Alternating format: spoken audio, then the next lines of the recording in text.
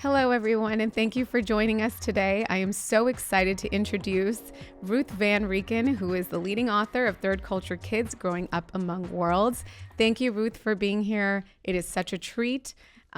You are one of the leading voices on Third Culture Kids and adult Third Culture Kids, and I am so excited to discuss your upbringing, your background, also the ideas that you put forward in this book, and even ask a few questions about strength and resilience and how that's formed in the Third Culture Kid experience. So Ruth was born in Kano, Nigeria, to an American mother who was born and raised in Chicago, and an adult Third Culture Kid American father who was born in Iran. She spent much of her childhood in Africa and returned to the U.S. for high school, where she then got married to her husband and continued to live her expat life, raising her children in Liberia and the United States. Thank you, Ruth, for being here with us today. I am so very excited to speak with you and to dive into all these topics on Third Culture Kids. And I say thanks for having me. I appreciate every opportunity that I'm given to try and spread the word a little more, and people like you make it possible. So I appreciate being here, and I think we're going to have fun. I do too. So, one concept that I find being a third culture child myself and a third culture kid is that there's a lot of people who don't really understand the definition of a third culture kid. In your book, you did also create a new definition like cross culture kids, which encompasses a little bit more than just the third culture traditional definition. Would you mind just explaining that a little bit and telling people what defines the third culture kid and also this concept and how it's evolved since you first began your research on the topic? Be very happy to.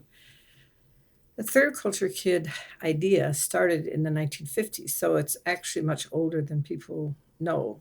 There was a sociologist from Michigan State who went with her anthropologist husband to India, which you should be interested in. Mm-hmm. And they wanted to study how business people from two cultures in a post colonial time were interacting and doing business together. And they made the term third culture kid for when they were watching these people, and they said they met in a space that was a neither nor space.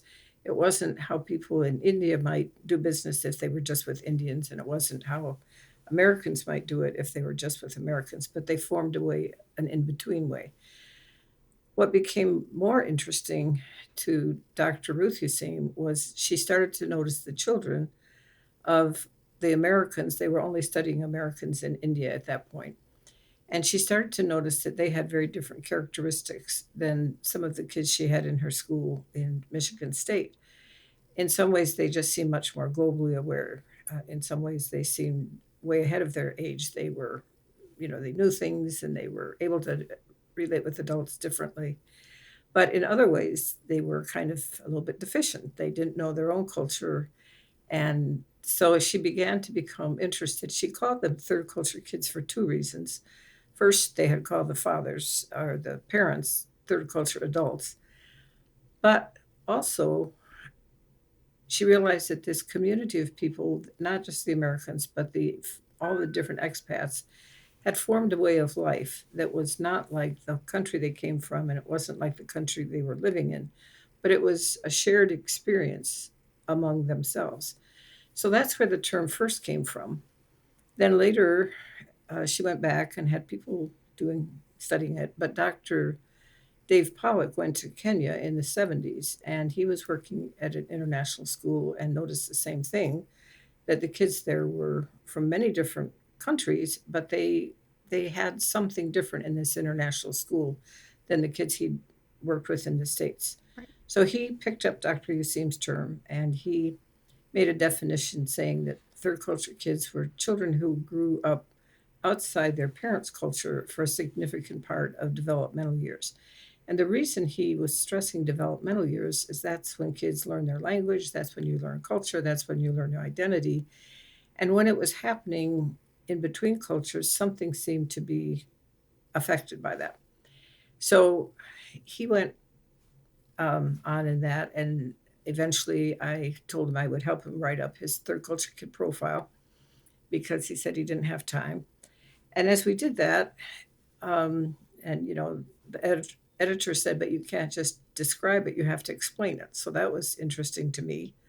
Like, what is it that causes this? And So we got the first edition out, and then suddenly, as I'm going around talking and people are reading it, they came up to me and they said, "Well, we're experiencing what you're talking about, but we didn't do it that way. Our parents don't have international careers like they did. Am I a TCK or not?" And some people said, "No, everybody, you can't be if you didn't do it exactly right." Other people said, "Oh, just let everybody be." Right. And so that's when we made the cross cultural kid term for anybody who grew up interacting with different cultural worlds for a significant period, not just saying hi at the grocery store. So that's where we are. The term continues to evolve.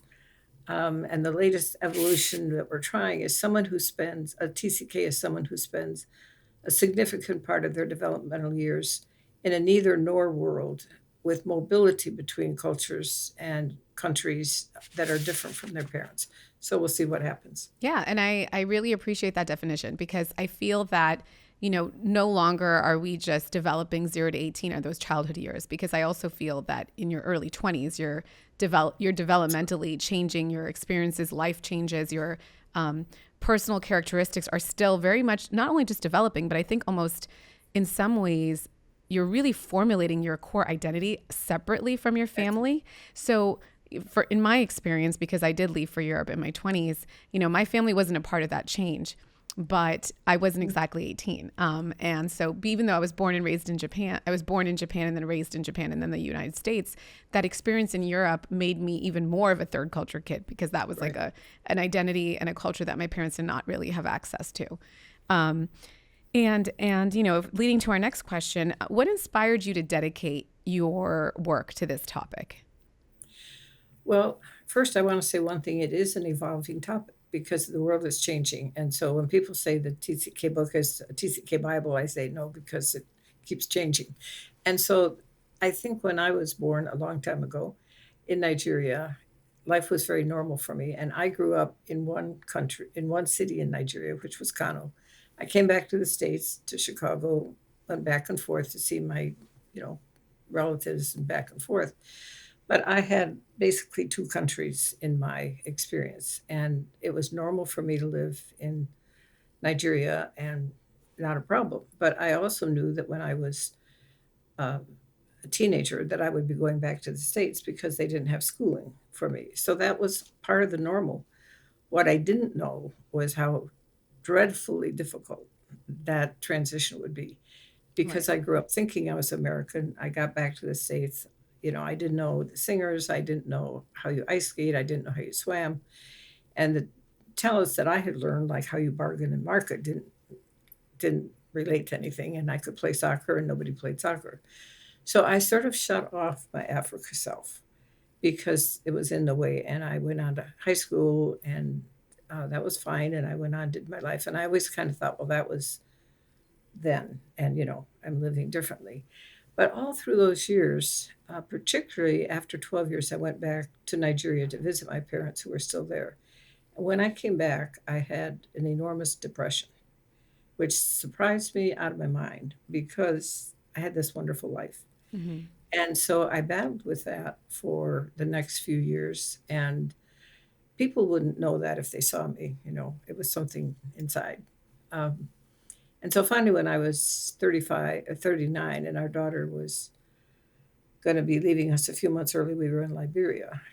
This old depression and anger and whatever it was came back. And I thought, something is in me that needs to be fixed that I don't understand. Right. We didn't have a therapist, we didn't have that. So I began to think, okay, my daughter's leaving. I went to boarding school at 6. Is there a connection? So I started to journal, and I realized that I had this enormous amount of grief because of the very goodness of my life. I liked my parents, so when I, left them, I missed them. I liked my country, and Right. so that's why I do what I do because I feel like if I could have normalized, if I could have understood my story a lot sooner, it would have saved me a lot of years of thinking what's wrong with me. And so I like to try and normalize the experience for those who've done it. Yeah, I really appreciate it because then you also gave the people like me who didn't have the words to exactly experience what we experienced, and you made us feel like we were less alone, right? So for me, moving from Japan to the U.S. was a very hard adjustment, and then I had a different adjustment when I went from D.C. in my college years to studying abroad and going to Morocco and Paris, and then returning my senior year of college. I felt like I had lost something. I felt like I had the most amazing experience, and it was really eye opening, and I had really connected on an intellectual and a personal level very deeply with other people who were also, I would say, some third culture, but more than not, it was just the spirit of being somewhere so different where I could really be me. And then coming back from that experience, and I did feel a lot of loss. I did feel a little bit of depression. I wouldn't say it was like depression, clinical depression, but I was definitely like low. Mm-hmm. I had a hard time sort of adjusting back because I really realized in that moment that I preferred to be abroad. And so that then led me to want to pursue my master's in London and then find a way to get back to Europe. And luckily, I was fortunate enough after I studied politics and government of the EU to move to Brussels for a few years. And that was a very enriching, but also a very fulfilling experience in my own character and identity development. And I was very fortunate to be able to do that. And you've used an important word, which is called loss. Yeah. At Yeah, the it was a beginning, loss. people said, "Why do you talk so much about loss and grief?" And I said, "It's because for me, it was the hidden losses. The losses of my life weren't obvious losses. It wasn't like somebody died. But when I did my journaling and I started to journal about the day I left Kano, I realized that the moment the airplane door closed, my world died. But I never had thought about that before because, of course, I'm an American, I'm going back. And you lose the sights and the smells and all the things that make it home, but nobody can see it.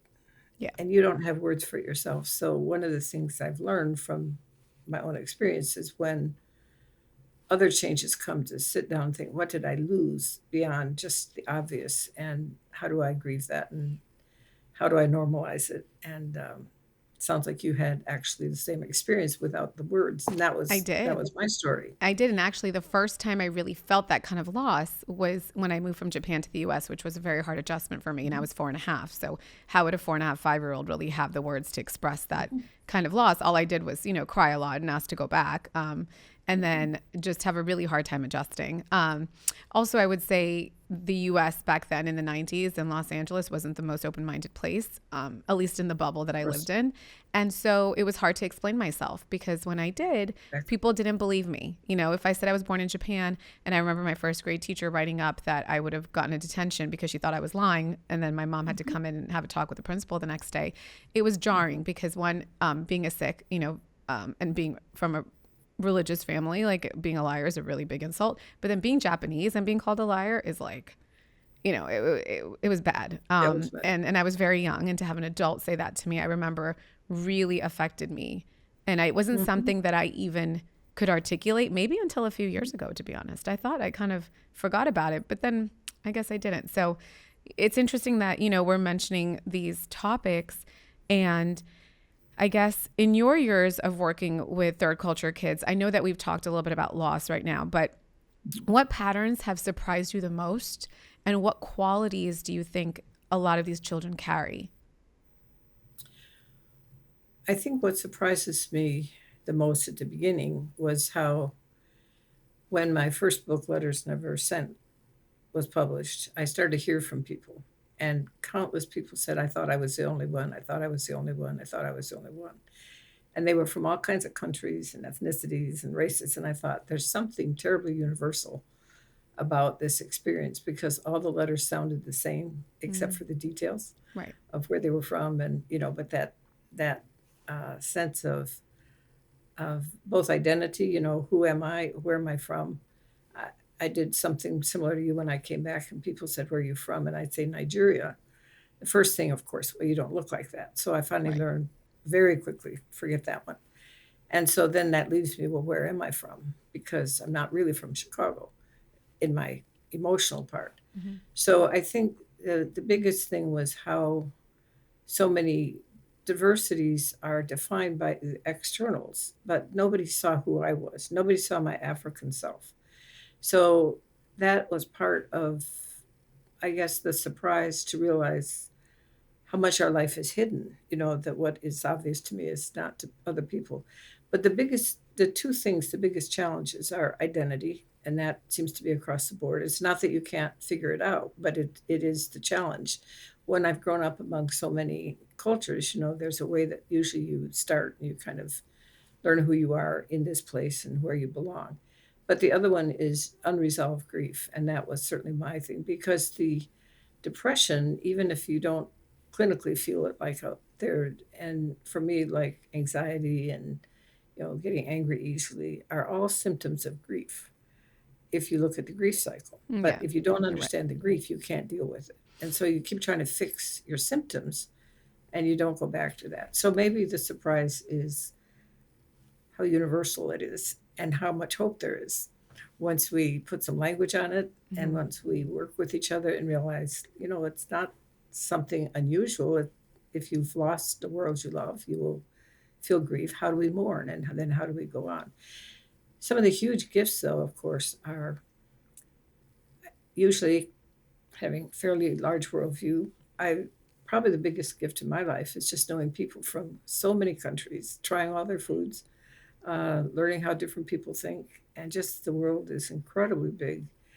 And it's been a joy to use it. I mean, to see it, and then I think use my life story for whatever purposes it can be used. And that's what so many do. One woman, she taught uh, writing to homeless people. And she said, I never understood why I picked homeless people till I realized I was homeless because, Mm, I never knew. So there's so many right. ways I've seen people use their story and use their story well. And, many newscasters are TCKs of some sort. So, Yeah, that's of right. course, And in TCKs a comedians lot. and successful politicians, I feel a lot of client or forward people facing service industry jobs also, Absolutely. these are qualities that are intrinsically ingrained in us from a very young age. And I feel Absolutely. that the resilience and the strength that comes from and also understanding people so deeply so quickly is a gift.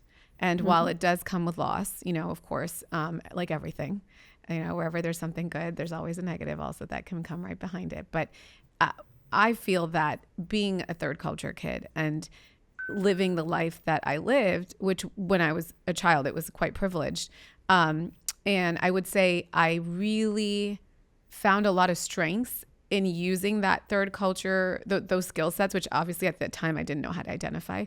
But I was always able to move around in different circles, connect with Right. people, and make a good impression, and also read people and read cultural differences very quickly. I mean, in Morocco, I had studied abroad there before I went to Paris. And, it was a culture that I had never been in. It was completely foreign to me. And I would say I think I adapted fairly well and fairly quickly. And, I read the room and I knew sort of what was appropriate and what wasn't, depending on who I was with. If I was going out with friends on a Friday night, I would wear something different. If I was going to someone's home, or if it was a special occasion, then I would dress appropriately. I also knew, very quickly in the room, you can also figure out who the power players are when you're giving a presentation or if you're in negotiations as I got older and started working. And, you learn to read people very fast. And that's an asset too, in many ways. It is absolutely, and I couldn't agree more. And when people say, "Why do you talk about the challenges?" I said, "Because the assets seem to be they take their own wonderful life, and people get caught if they don't understand the story, so they can use the assets." But you've made a great point. I think multilingualism for many people is another great asset. We have a world, even in the years I've worked in this topic, the change in globalization and all those kind of things has been pretty astronomical. And I think in the beginning days, they were trying to teach people there is such a thing called culture. And when you go across, if you're from here, you have to figure this out. And even the cultural changing training has changed for a lot of places because by now, many people who are working in multinational companies are themselves multinational or they've grown Yes. up as TCKs or they've grown up. Right. So now the question isn't so much, oh, the fact there is culture, but like, how do you deal with it? And I think that many, many, many people who've grown up that way don't even understand how intuitively they make that switch. I mean, having been in different educational systems, like yourself and myself, you learn how to think differently, and you also know this kind of situation, this thought process isn't going to work as well. So now I'm going to switch to this thought process, but it happens subconsciously.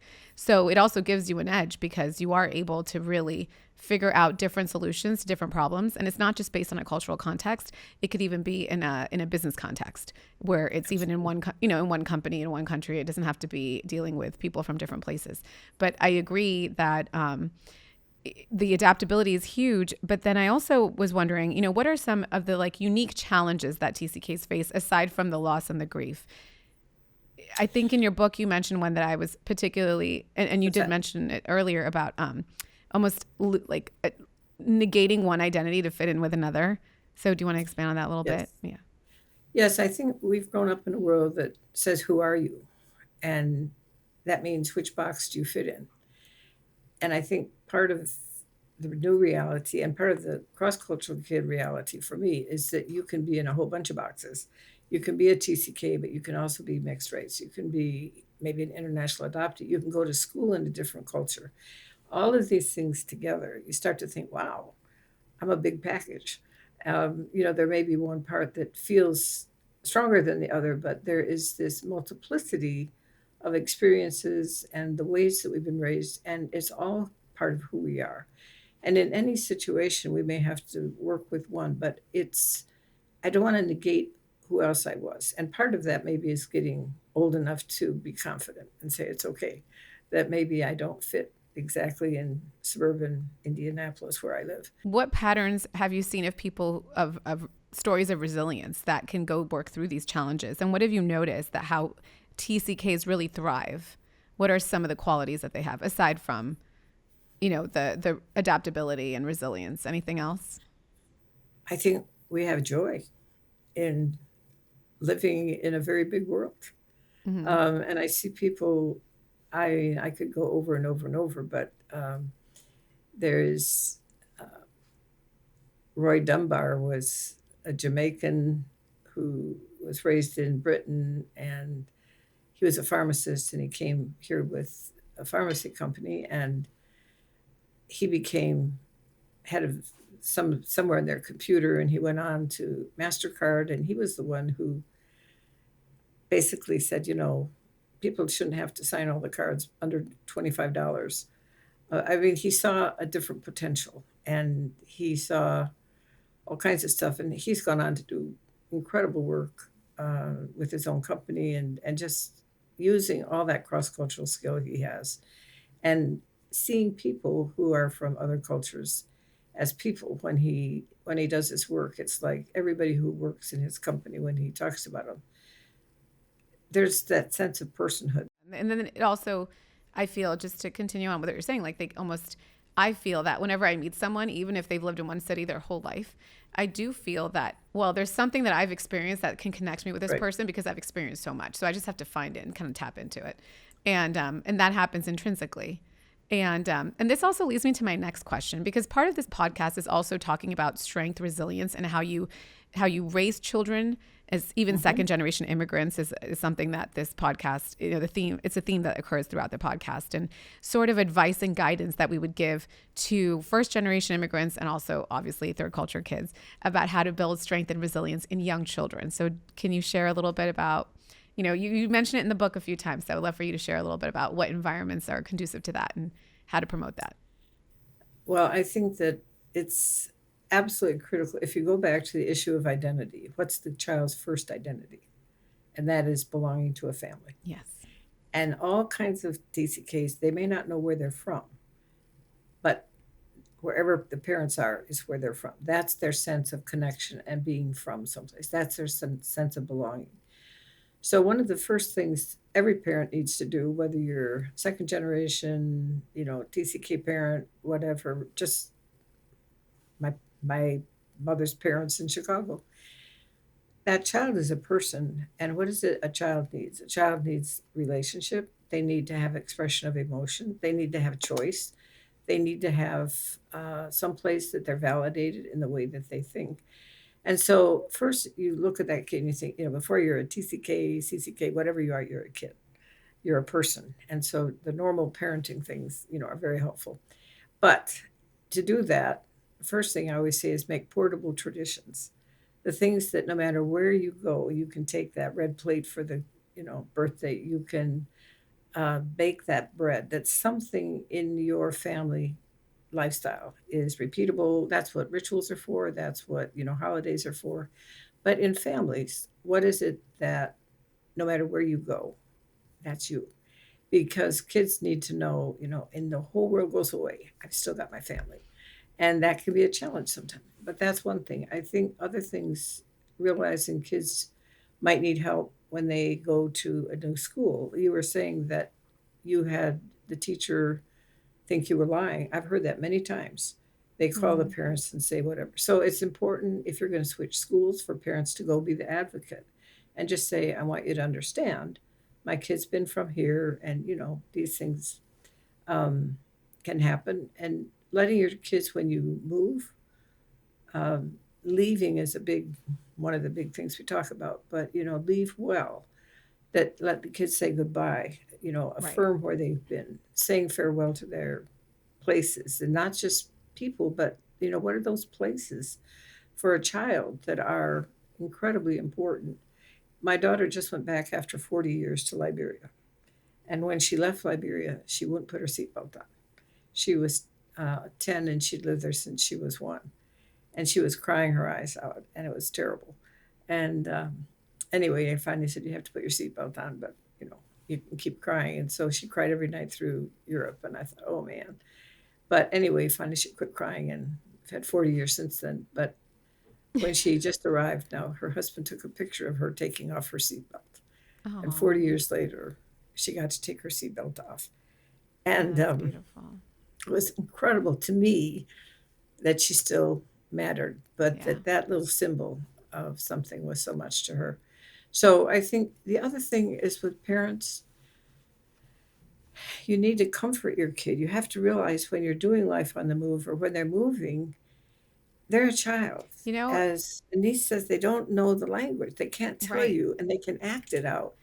And they're going to cry and and so often people try to encourage the child. Oh, it'll be fine. Well, maybe the kid doesn't know if it's going to be fine. Or the kid doesn't trust the process yet because they're young and That's they haven't right. done it yet, They haven't or done it. and also mentioning the whole sense of places. I mean, when I left from Japan, it's funny when people ask me where's home. Home for me is still my first home, which was in Kobe, Japan. Of course, home for me is now with my husband and my children. Right. But that was my steadiest home growing up because that was the Right. home that's still there. Whereas when we moved to the US, we moved a few times. And then the home that I was really raised in from after the 94 earthquake, actually, my house was demolished. So it was damaged and we couldn't go back in. So we ended up renting and then we finally bought a house again. And then I stayed there until college. And then when I was in Paris, I think I was in Paris, my parents sold that house. And I never got to say goodbye. And it really Mhm. hurts even now to this day. And It I does hurt. and it hurts because I was attached to that house after the house in Japan. That was my home where I grew up and spent my teenage years. Also, everything was packed up and things were cleared out. And of course, I mean, I understand I was a grown adult living in Europe, and Of course. why would they hold on to everything? But the fact that I didn't get to say goodbye to that house, it Mhm. still sort of is a soft spot for me. And when I go back to LA and I try to take the kids and show them the house or my husband the house, a part of me aches a little bit because I really didn't get to say goodbye to my room. And No, I it think really you're bothers bringing me. no, you're bringing a huge thing up for anybody who's listening is those goodbyes are important. Yeah. And I think that people don't understand how much a child emotionally attaches to place. Yeah. So whatever the place is, even, places that are important. So saying goodbye well is huge. And then planning for the future is also huge. So when you get there, you know what you're doing. But um, in the saying goodbye, we talk about saying goodbye to possessions as well. Right. It's important for parents to see what their child might need to take with them. We call those sacred objects because it's like the picky blanket. You can't take everything, but you might be surprised for your child what it is they want to take. And I was in one country, and the country had a lot of problems. And so the child was in the school I was in, and she had a walking stick that had been carved by the village people she'd grown up with. Mm-hmm. And her father was saying, "That's too big to take Right. home." And I said, "You've got to take it home. So if you have to cut it." So anyway, because it was the only thing she had left. And so I met her some years later. I said, "You have your stick?" She said, "Yes." I said, "Thank you. Oh wow, that's All I need to awesome. You know." know, That's all I need. it's interesting because I actually carry a couple of objects with me. They're not really of any monetary value. It's just pure emotional. Oh, But when I was in high school and I left my high school and I left LA to go to college, you know, I was at our Gurdwara, which is our Sikh holy place of worship, and the Gyani, who is like a Sikh priest. He's not really a priest. We don't have priests in our religion, but he like runs the Gurdwara, and he also would give some like talks on Sundays, and he gave me two objects. So one was like, actually he gave me one of the objects. It was it was like a necklace, but you don't wear it, and it had like the 5Ks sort of in like, you know, plastic sort of attached to it. And then I had a little frame that I think I got from India when I was very young of the first founder of my faith, Guru Nanak Dev Ji, a picture of him. And it was so interesting because I took that with me to college. And I remember one night, I think it was probably after a night of going out and partying. And before I went to bed, I always looked at it and it wasn't there. And I remember I didn't sleep. I just started freaking out. And then my roommates, who had no idea even why this was so important to me, you know, they got worried too because I wanted to find it. And so they were like helping me look for it. And finally, after a couple hours, we found it. It just fallen behind the dresser. But, you know, I was completely panicking. yeah. And then I have since then actually, it means so much to me that no matter where I go, it comes with me. So I have taken it with me to Paris, to Morocco, to London, Brussels. And it's made its way back to New York. And it's interesting because when I was giving birth to my children and I was packing the hospital bag, I actually packed those two objects in there. And I had it in there ready to go, you know, whenever the babies came. And I just couldn't imagine. Again, they don't mean anything. I mean, they do to me, They're but not they really monetary. aren't. I mean, if someone took them, I'd be devastated. And they're not worth any monetary value. But it reminds me of home. It also reminds me of where I come from. And for me, I was very fortunate that I had a very stable family life. And my parents love and my grandparents love on both sides. And I have a lot of family and we're very close and I have siblings. It just reminds me of like who I am and where I come from. Because no matter where I go in life, I'm always put in different situations or, you know, just different locations, I guess, also just due to my previous career. And I find a lot of comfort in just having those two items with me. And interestingly, well, you know, the topic of children, I feel like when we're raising our kids, and what I tell some people who ask me, my children are still, you know, kids. I mean, they're 13 and 10, but people with little children ask me, you know, oh, what did you do with your kids when they were like this, or how did you give them the strength and the confidence to speak out? And I said, you know, I kind of wanted them to know that no matter what they said, it was important and valued. And I do my best to make them feel that if they don't like something, it's okay. They're not going to be punished. However, if they're rude, there's a tone and a way to say things. So there is a punishment for being rude, but you wouldn't be in trouble for expressing your feelings. And I feel like that's something that you have to teach children at a young age.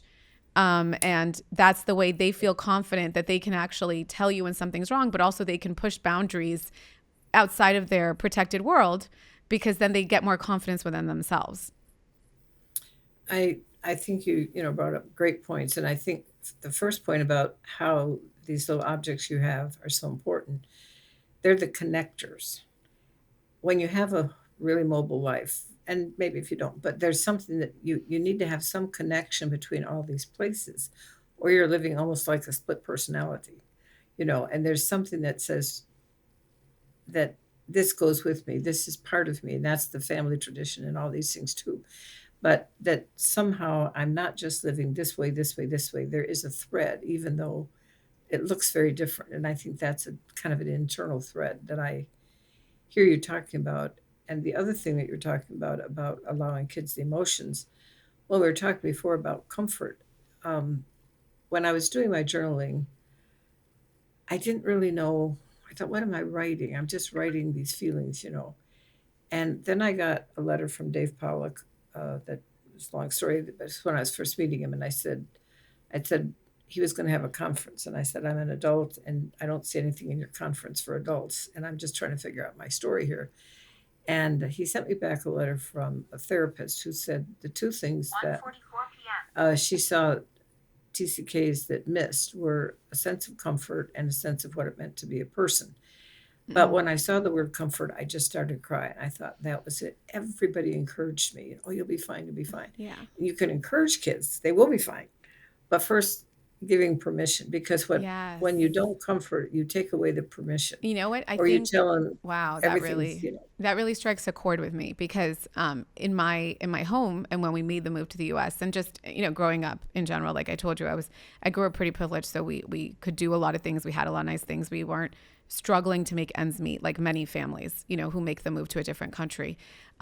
So because of that, we actually were not really allowed to complain, if that makes sense. So because we were fortunate enough when we did have even small grievances, like little ones, it just was like, oh, but you're so much, your life is so much easier than, so and so's or than ours when we were kids and we were in a new country, that, you really shouldn't complain because you really have no reason to. You have food, clothing, shelter, you go to a great school, you have good friends. So, if other people are doing things, just kind of let it go because they don't know better, or almost like making excuses like we didn't really have the right to be upset. I'm sure it wasn't intentional, of course, because No, they were available and they showed up to every, game and match, and they were very much involved in our lives. But it just was almost like we weren't given permission to have a exactly. problem. And that's why it can't be resolved, because Yeah. if you can't deal with it, you can't mourn it, you can't resolve it. And people think, well, if we acknowledge it, it'll get worse. But when you have a No. funeral, if Yeah. nobody acknowledges the person died, what's going to happen? Well, It's also the when you acknowledging. don't acknowledge something, I mean, and it keeps happening, then someone doesn't know how to recognize it and how to deal with it. Yes, and it also becomes that's where, like, what's the matter with me? Because when somebody would give me those kind of things, they were 100% right. I agreed with them. I love my life, all this good thing. We have to understand and help our kids understand the issue of paradox. You can enjoy your life 100% and you can be sad at the same time, because Right. even, you lost some good things. But I think we're not very good at paradox. And so, When you say uh, we, are you referring to people? Are I you mean, I mean, as a community, okay? maybe Yeah. that, at least in my background, I think if you complain, then you didn't have enough faith, or you didn't have enough appreciation, or you didn't have whatever. Right. So another thing is comparing to the higher good or to other people. And if it's my experience, it's my experience. My parents are gone tonight. Okay. I've just landed in boarding school. Okay. Maybe we're going to go swimming tomorrow. Maybe we're going to do 100 million things, but I'm missing my mom tonight. And so when people don't let me miss my mom, all I can do is survive at that moment. But that's where detachment comes in. Right. And then you don't. And Right. you You you remove wind up, yourself. Yeah. yeah, is that Bowlby stage of grief, despair, and detachment. So a lot of us wind up in detachment at some point of a TCK journey when we've had too many losses, is because I can't productively deal with the loss. I don't have a way to do that. And, so the only thing I could do is detach, which is why I think I had to go back years later. But I would also just say to you, Anise, maybe find a way to say goodbye to your house. What do you think of this idea that if one person identifies with one main country or culture growing up, if that makes the TCK experience any easier? Because I feel that it actually does. So even if you're made up of multiple places, having one main core cultural attachment and country that you're attached to, it does help ground me. And I wonder what your thoughts are on that, if it works for other people as well. Well, I think that's a good question, and nobody asked it before. So, one of the evolution of this topic is anytime anybody asks a new question, you think about it. And so when you ask it, I think about it's probably the yes and, or it could be it depends. But I've seen a lot of TCKs who actually relate more to their host culture than their passport culture.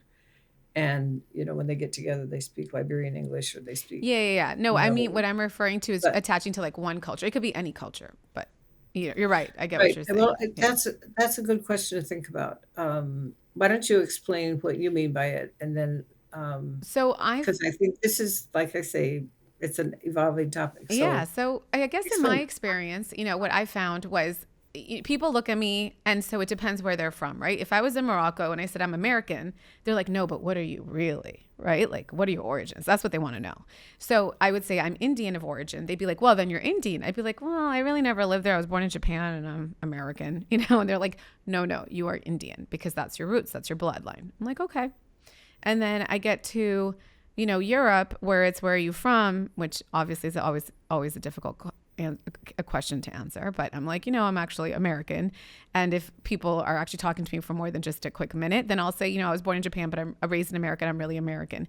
But I never really identified with being an American when I was raised in America because I didn't feel American, to be honest. I didn't feel that I was someone who was just American. To me, American was almost like a different person, a different idea of what I thought was American. However, as I got older and as I, have moved through different circles and started my career, I have to say when people were like, "Oh, but where are you from?" I was proud to say I am American because at that point I think also in terms of getting older and maturing, I realized I am American and I'm a sick American and I'm a proud sick American, but I am happy to identify with my nationality being American. And whatever people perceive Americans to be abroad, I mean, there's so many of us, honestly. I don't think you can judge anybody based on, a few people or just some politicals, like politicians, I guess. But the point is, overall, I feel that helping me just accept that, yes, I am an American first and foremost. That doesn't mean necessarily that I'm going to behave like a typical American. I agree with most people in America on certain topics because maybe I don't. It depends. But I think that just for me internally gave me peace and confidence that I did have a main belonging to something. And being sick was obviously very important, but you don't have a sick passport because being sick means most of us do come from the Punjab region of India. But, I definitely felt very American. And by the time I had moved back to the U.S., when I was I was in a serious relationship and going to get married or engaged to my husband, I did kind of accept the fact that I really was an American. I want to be American, and I was okay raising my kids in the U.S. I think, when you say it that way, I think probably most of us come um, to some sense of that kind of acceptance. I remember I'd been on a trip that I've been in lots of airports and wondered if they were going to let me in because was my passport or did I have Right. the right visas? It Right. was, that kind of stuff. And I got back to New York and I saw the sign that said U.S. passport holders. And in that moment, I thought, they can't kick me out. Mhm. I belong here. It was just Yeah. the first kind of moment of why it was at least valuable for me that they couldn't kick me out. But it'd be kind of interesting for people who listen to your podcast to respond to you and tell you what that they think, because we do all have to have some sense of who we are, and certain nationality is part of identity Yeah. in an external sense. So I think for me the other also, I spent so many years living in the US that I felt comfortable doing that because I was really raised in the US mostly, right? I didn't move around like some children do every sure, few years. So for me, I think it was probably a little bit easier than someone whose father or mother were in the diplomatic world or the military world and they had they had a right. different experience. Sorry, I didn't I mean to do cut have, you off. Yeah. I was thinking one other place so that I had a moment of identity. So I came back to Indianapolis in, I don't know, what was I, in my 50s, and that sense of being a suburban housewife was a little strange, but Yeah. I'm trying. And so I would kind of hit again, our African self because my kids wanted to be normal. And And fit in. but something Yeah. happened one day, and I was saying to somebody, I mentioned the fact that I said, well, I used to live in Africa. And she looked at me. She said, well, that's why everybody thinks you're so arrogant. You think you know everything because you've been every place.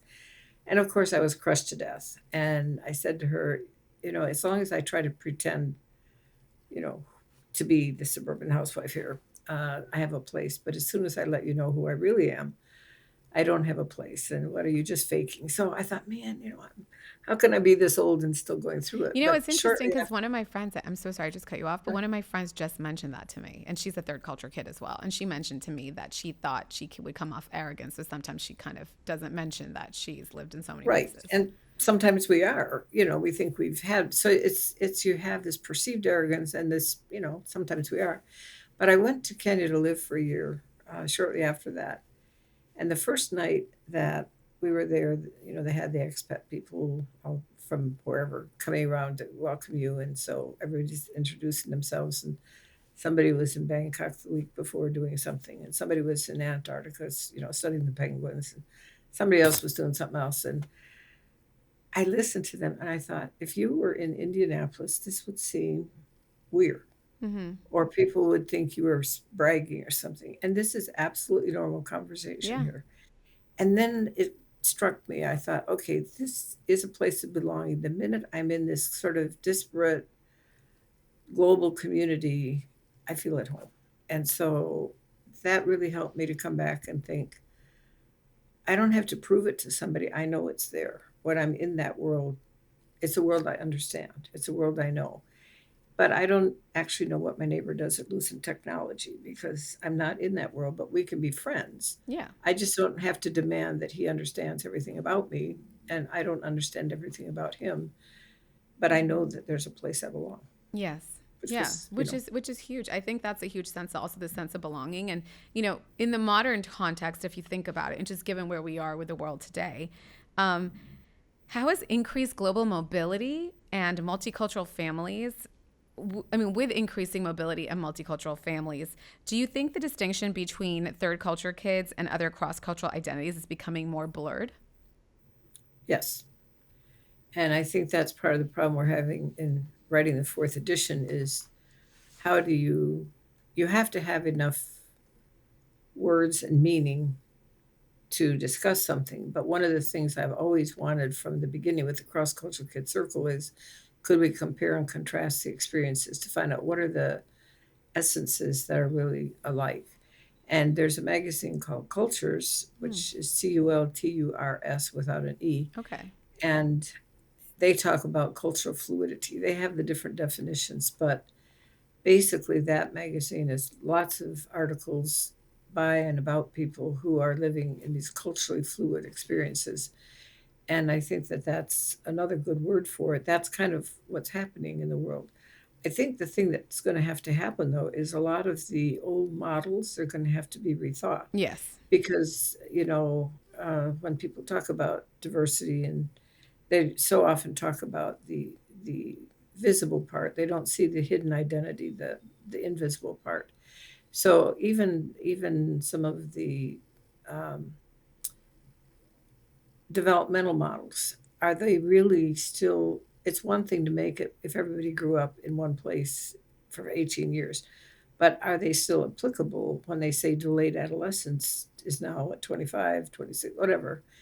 Is it really delayed or is it just a different way?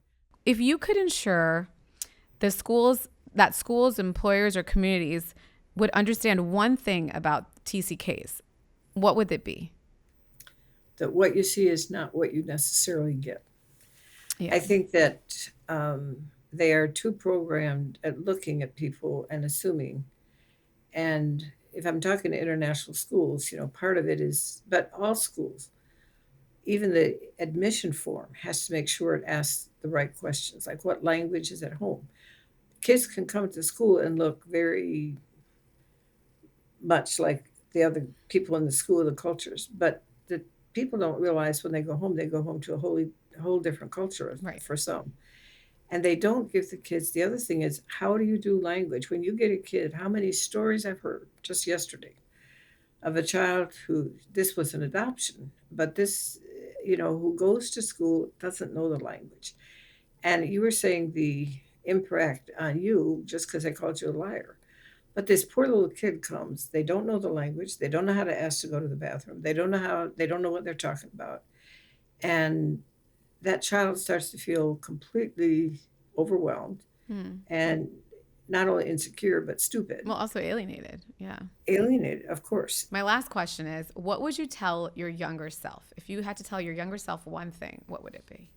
Learn to live with more joy than worry, because I think I was always worried about, was I doing it right? Wasn't I doing it? That feeling of, oh dear, I've just made a mistake. I didn't know the shame. I guess that would be it.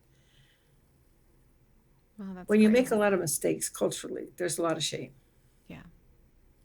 And so the question is, you keep thinking, what's the matter with me? And shame is about something being the matter with me.